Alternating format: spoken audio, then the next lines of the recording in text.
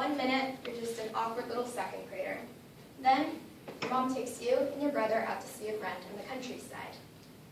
Get out of the car, and there's a big yellow dog wagging his tail at you. Your mom and your brother go to ring the doorbell and get down on your knees to pet this friendly-looking dog.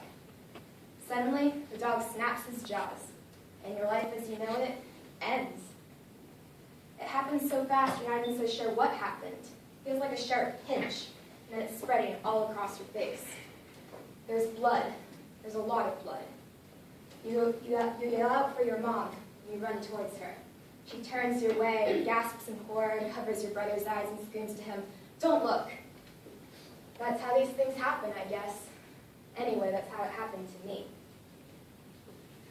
The dog never barked, never growled. It followed after me, still playful as ever. Blood pouring from the holes in my face, and the dog's just wagging his tail. My mom got my jacket from the car and told me to hold it tight against my face. I was crying. I felt so panicked, I felt like I was choking. At the hospital, the nurses were coming in, mopping up blood and asking questions and trying to establish how much of my face was still intact, whether the nerve endings were still alive. My face felt puffy and I was lightheaded. The nurses were friendly. They wanted me to trust them, and I did. I believed them when they told me that the doctors would be able to fix my face. My father didn't. He couldn't look directly at me.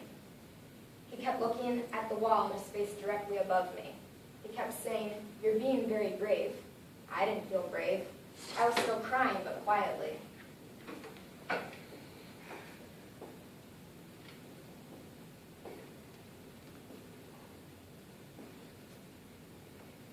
I was pressing cotton against my face, just wanting it to be over. I just wanted to go home.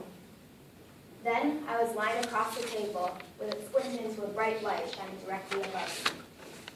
I couldn't feel the stitches. If I looked out of the corner of my right eye, I could see a silver needle moving up and down, so I don't look.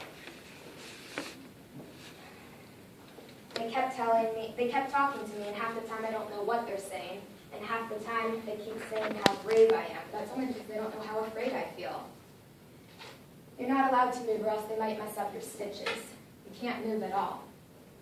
They keep saying it will all be over very soon. They lied. I was conscious the entire time.